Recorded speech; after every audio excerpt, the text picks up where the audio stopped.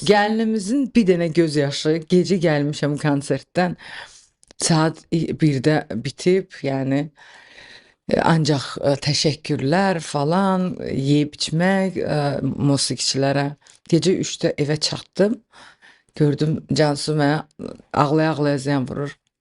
Heç cavab vermədim ona, heç nə. Dedim ki, bir şey mi oldu, nərdəsin?